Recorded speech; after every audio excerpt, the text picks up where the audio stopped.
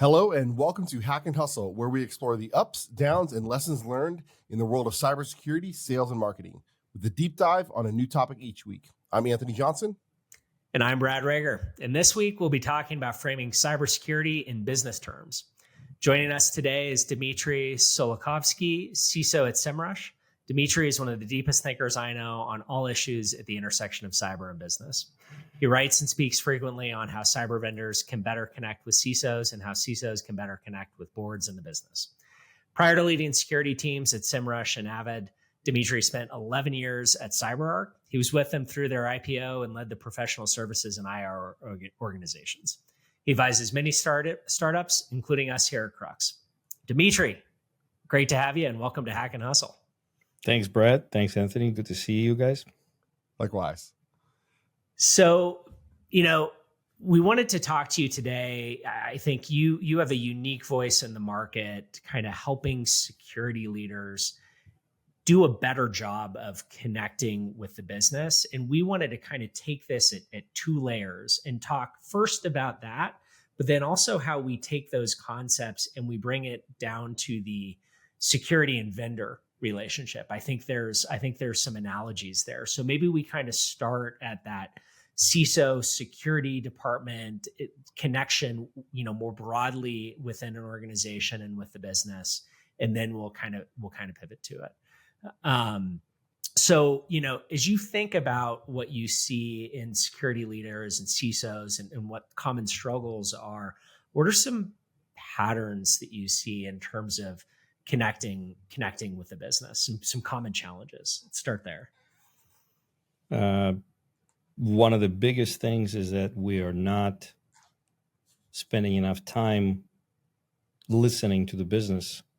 And even more specifically, we're not spending not nearly enough time trying to understand the business. Listening is maybe something that we actually starting to learn to do, and we are getting in on the conversations and what is happening over here, what's happening over there. But every time we listen, we tend to hear through the filter of us versus the filter of them.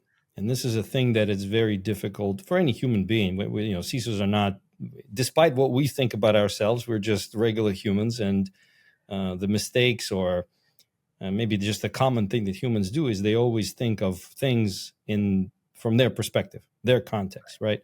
And we are in that unique spot where we are that focal point that meets the other areas, the other groupings of context.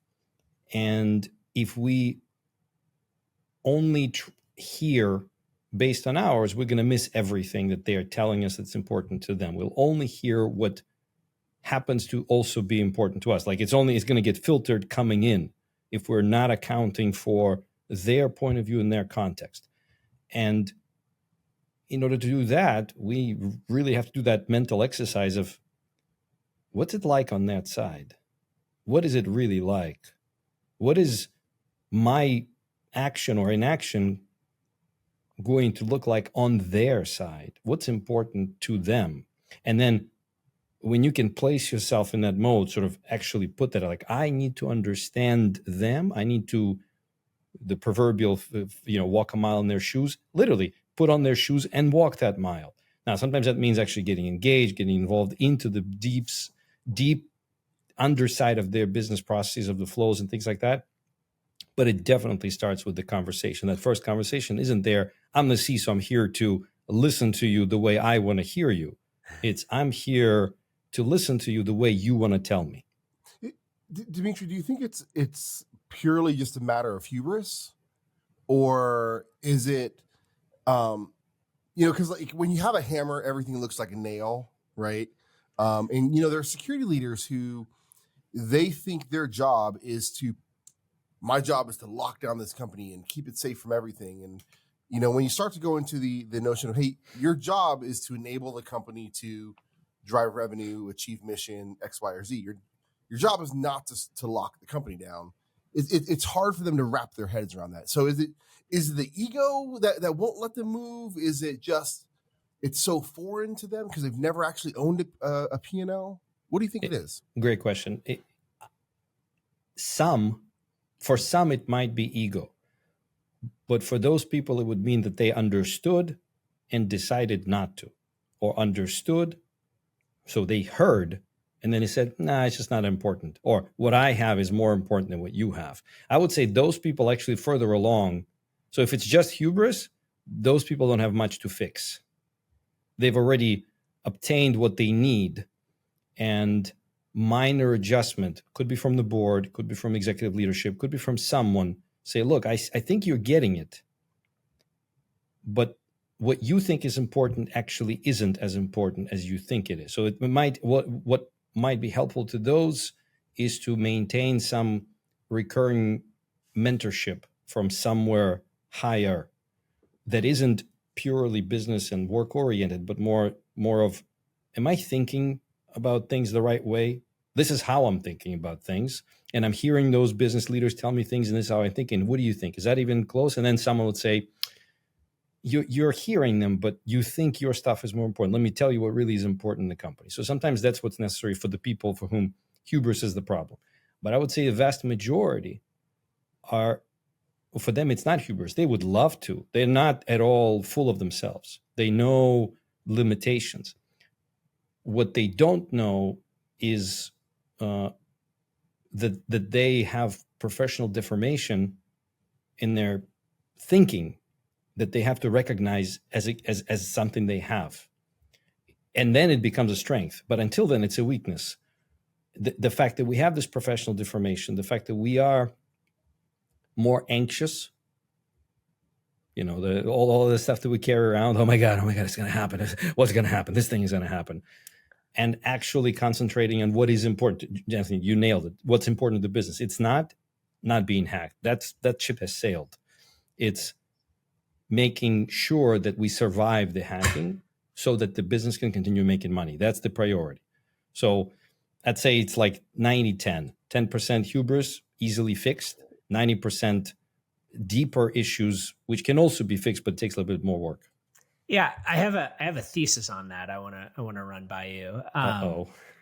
Well, I think that there are some people that are just naturally good listeners, and they're wired that way, and the empathy runs deep in their veins, and they're just really good at it. I also think a lot of people that are drawn to very technical engineering oriented jobs don't tend to have that as naturally and innately in a lot of instances.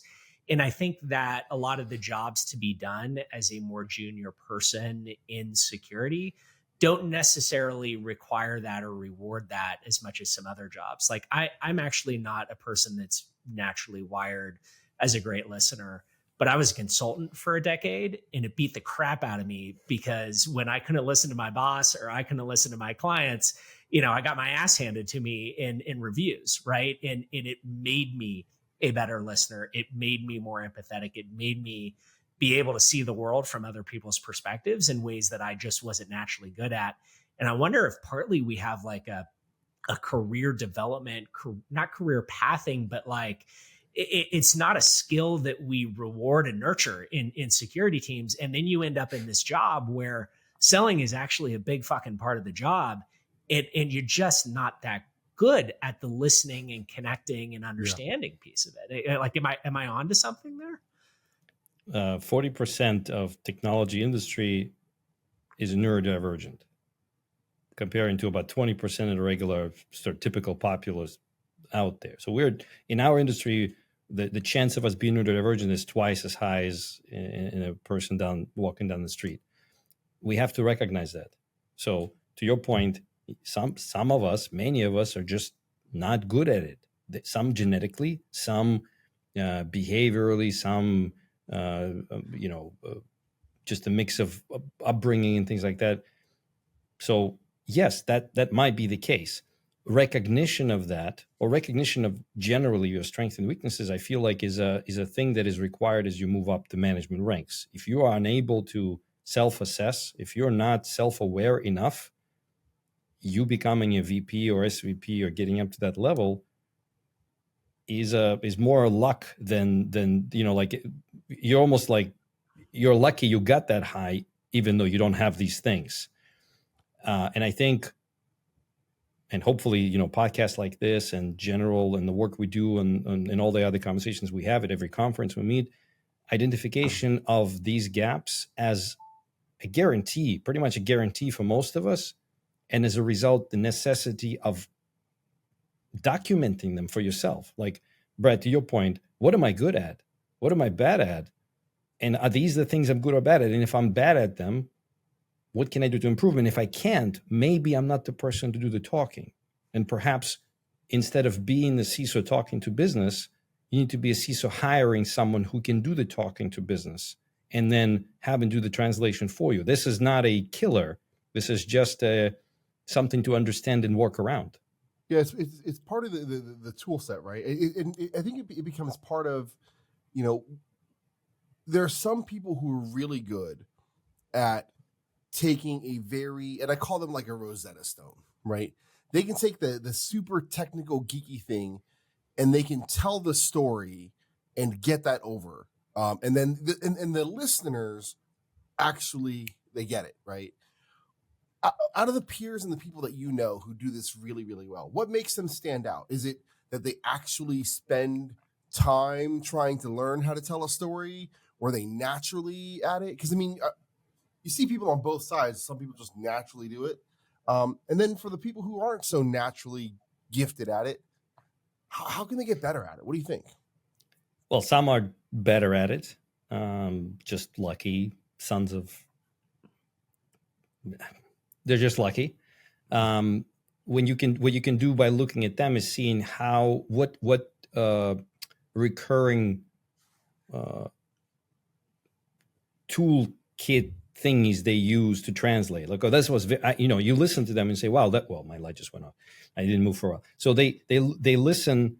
I mean, you listen to them and say, wow, that was interesting. I understood what they said. I know that is a lot more complex. And it's interesting how they put it into words. Okay, so I'm going to try and note that and use 2 or 3 of these moving forward.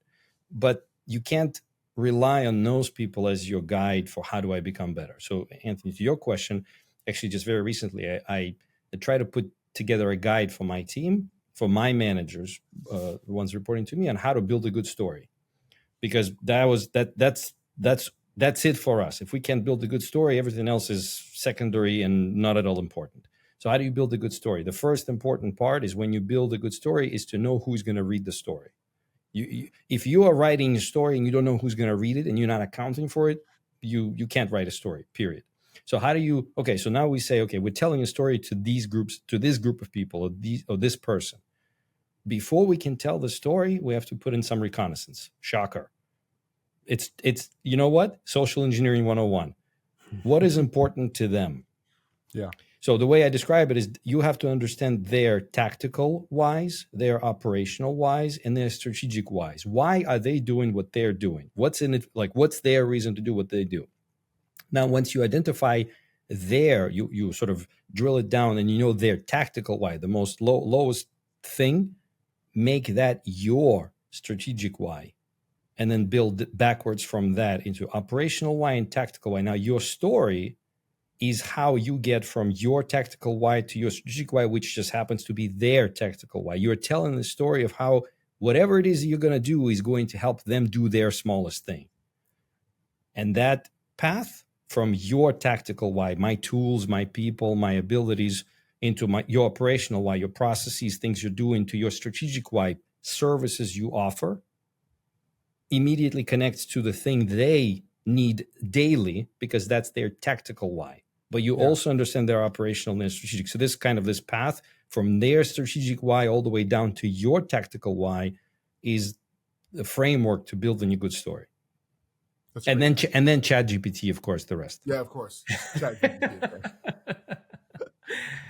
Yeah, that really resonates with me. I mean, we see so much marketing communication that is speeds and feeds and bytes and bullets in it, and it can be devoid of why does this matter? And I think that most humans just connect so much better with an anecdote, with a story, with a beginning, a middle, and an end, and an outcome told in a human way.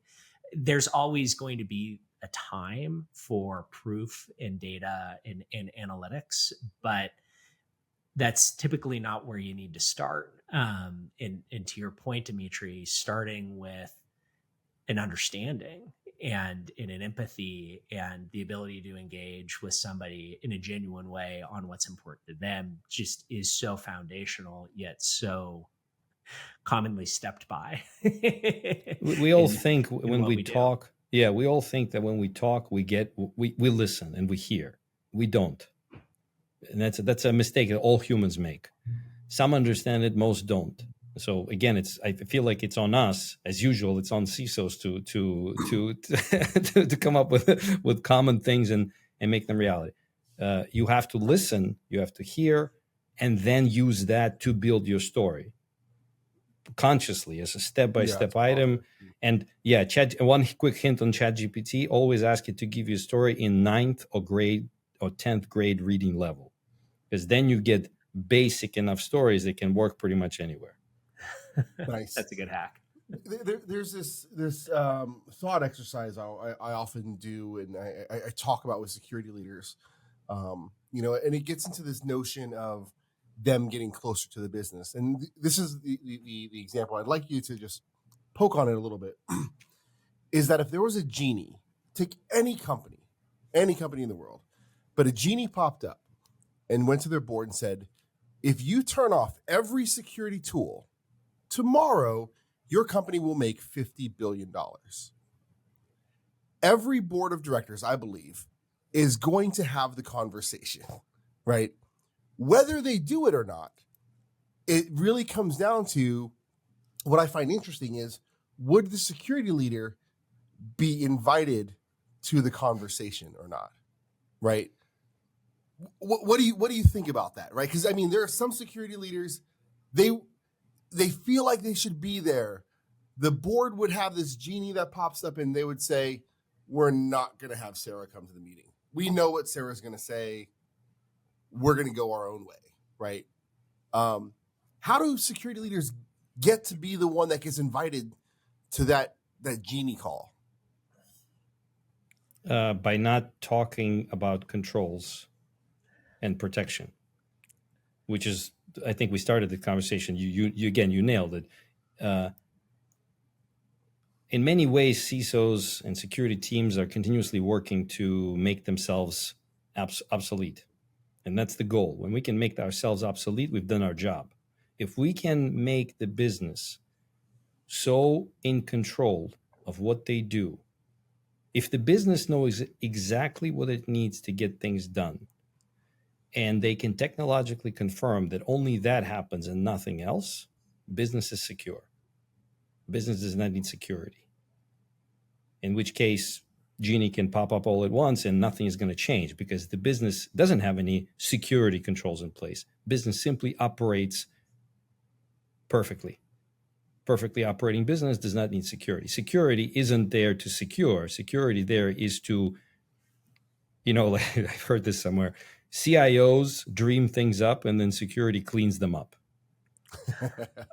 But in many ways, that's the reality, right? Someone has to dream it up and then it has to become organized well enough to function well.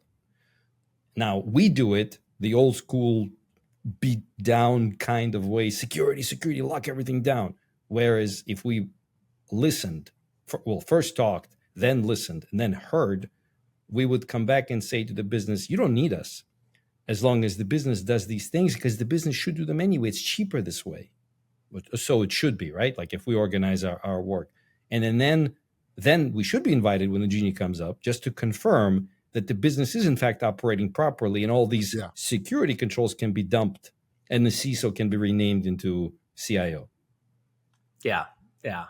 So let's take it to the business, or to the security and vendor relationship. And Dmitry, you've lived in both worlds. You've been on the vendor side. You're a practitioner. That piece around empathy and understanding, I think, is so relevant. What have you learned about the life of a practitioner, being a practitioner, that you wish you had understood better on the vendor side, or that you see as common gaps in understanding, as somebody who's lived, on both sides of that equation? That's a good question.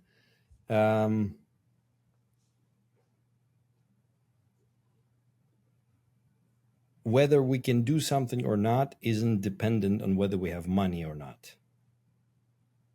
I think that probably the biggest thing. Most of the time, whether we can do something or not is dependent on how well we organized our work, how well we organized our resources, how in control of processes within ourselves we are, how mature we are in handling the daily flow. That is the main thing that slows down or sometimes stops a vendor selection, a vendor purchase. At least that's how it's been for me. A vendor always comes in, you got a problem, you got to fix it. Yeah, I know I got a problem. Yeah, I know I got to fix it. But I also have 14 other problems. And even though this one might seem like the most important one to you because, or at least so you say by bringing all this data and all these research papers and everything else to the sale, we're just not mature enough, or our processes may not support us being able to pivot into this area right now today. And this understanding that it's kind of similar to doctors. You got a doctor that does the thing that, I don't know, your joints, but there isn't a holistic, or now they're actually starting to pop up, but the holistic approach to health is really where decisions are going to be made or need to be made. In fact, and this is something I try to teach the vendors, sometimes it's better for the vendor to say, no, not now, because if I push now and get you to buy now, it's going to be dead weight and never come up, and I'll never become alive enough to actually bring value. And many vendors don't stop there.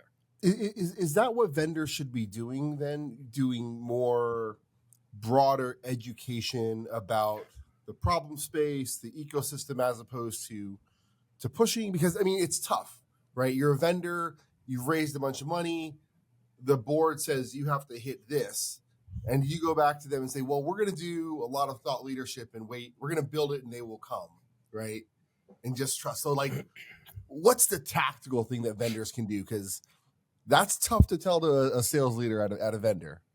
Well, I'd say, first of all, be aware. We're back to self-awareness. Be aware of what kind of vendor you are. Some vendors are, I call them like mosquito type. They're short-lived. They don't have that long of a spin-up cycle. It's a very specific tactical problem, and so on and so on and so on. At a minimum, know that you are it, and your scope of application is limited. And as a result, account for it when you approach.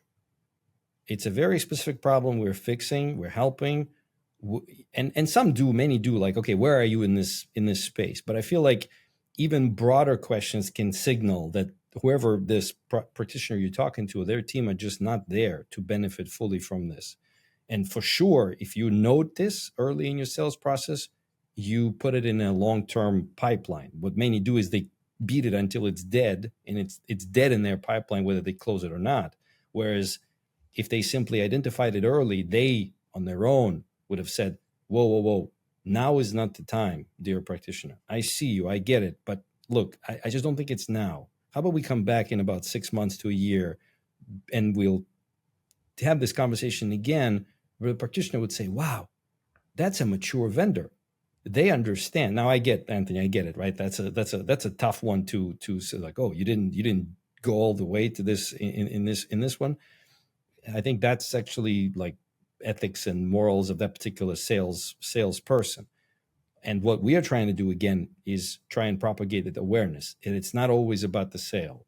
And I know you are trying to sell, but it would be much more beneficial for you both with me and with what I say about you and your company if you approach it more cautiously and with this understanding. And it don't also push. Helps to build that long-term relationship between the seller, the seller, and the buyer, right? Because this probably won't be their only cyber vendor that they ever work at. Right.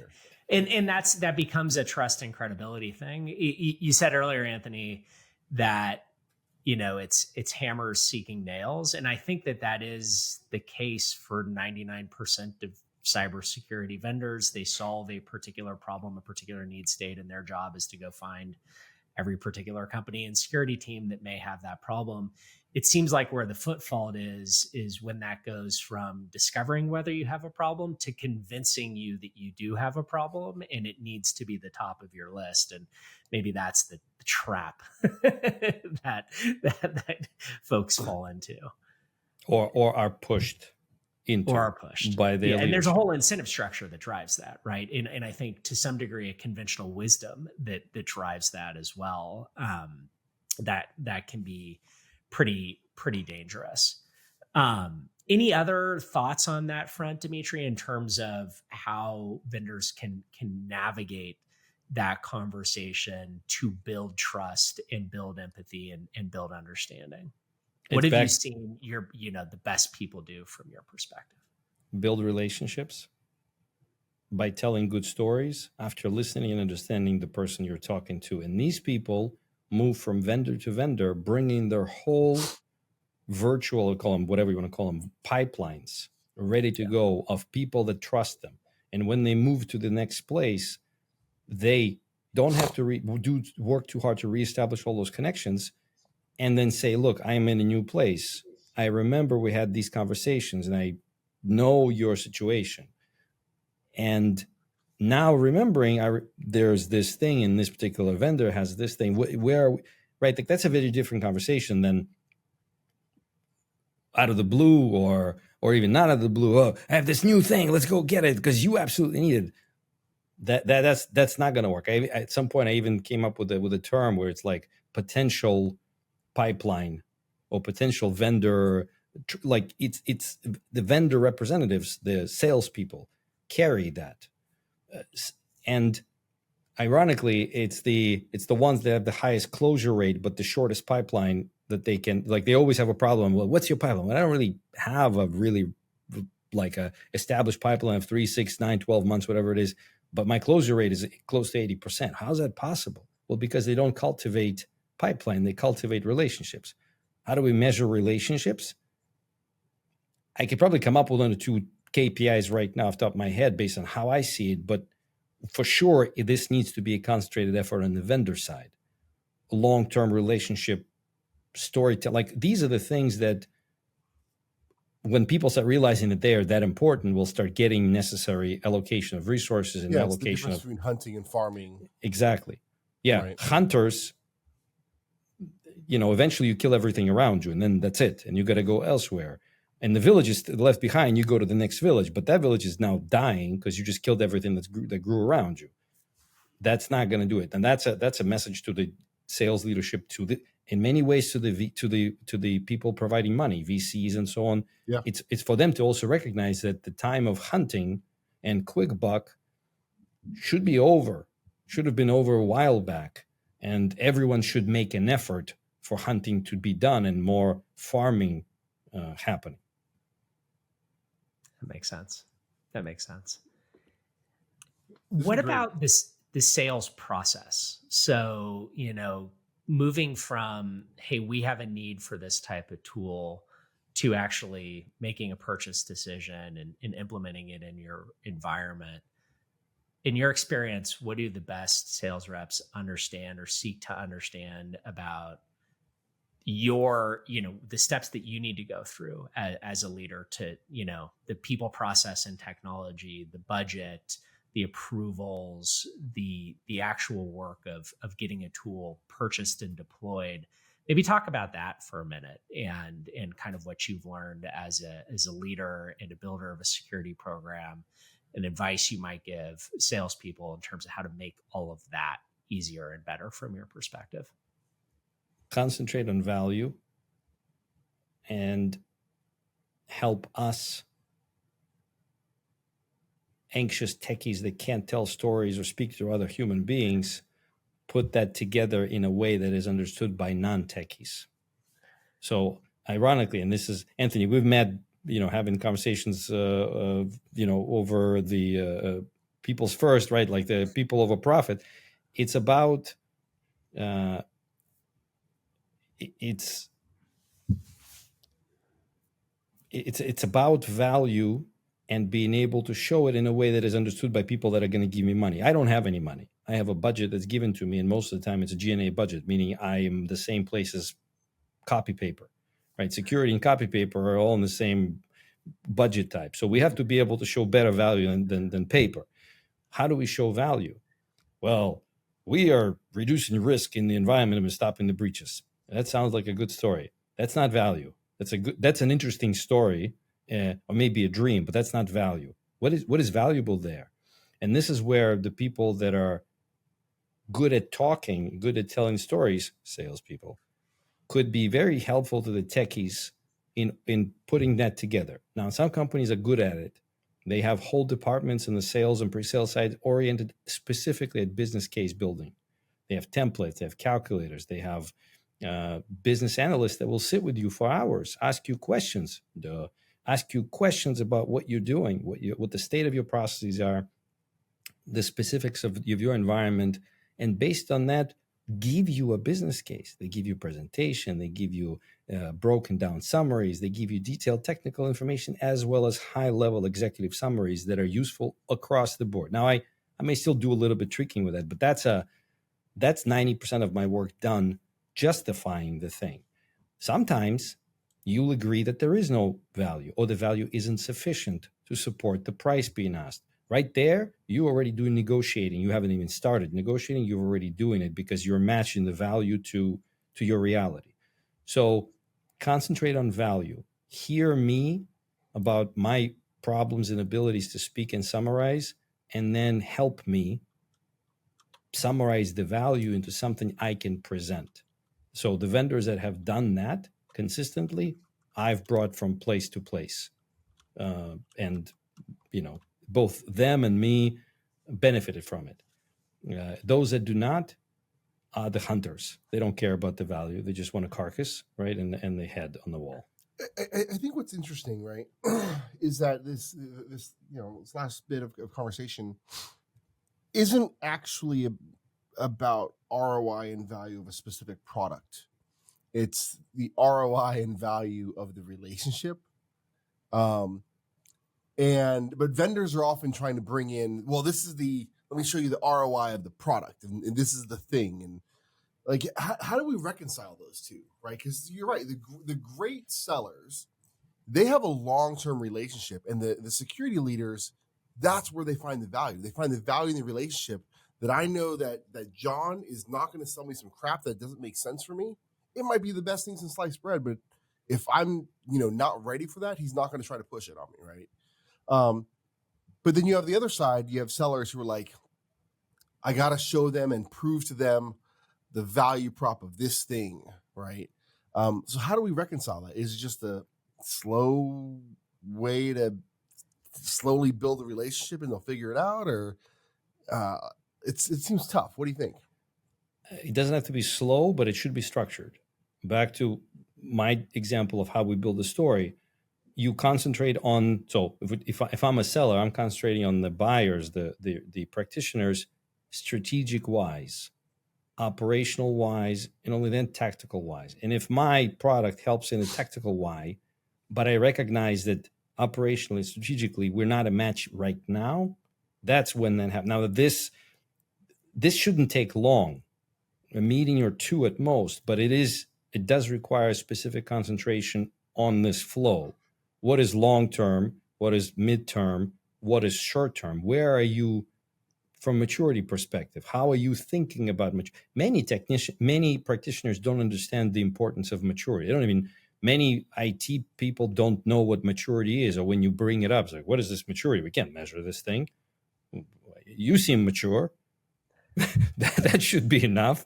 You're a public company. You need to be. What do you mean you're not mature? What does that mean? What is that? You measure maturity? Is that something you can be measured? These are the things that we don't teach the vendors. The vendors aren't teaching themselves these things, and as a result, they don't know. It's not that difficult or complex. It's just a matter of knowing and then being self-aware enough and in control of the process enough to flow through it. And that requires as a vendor, how do you get the time and credibility to be taught that? I think that's one of the challenges is, there's 4,000 security companies there. Everybody's limited on time. What earned you the right to sit down and have that level of strategic conversation and back and forth and dialogue? Relationships. There isn't that much now. And we talked about this, like, how do you get close enough to be able to have that conversation? Yeah. You could start in your very first communication mentioning that. It shouldn't take that long to say, I understand you have strategic priorities. I understand your business has strategic priorities. You know, sometimes you get the cold call. Hey, can I have you? I just need 15 seconds, 30 seconds. But in those 30 seconds, you can talk about how your product is amazing.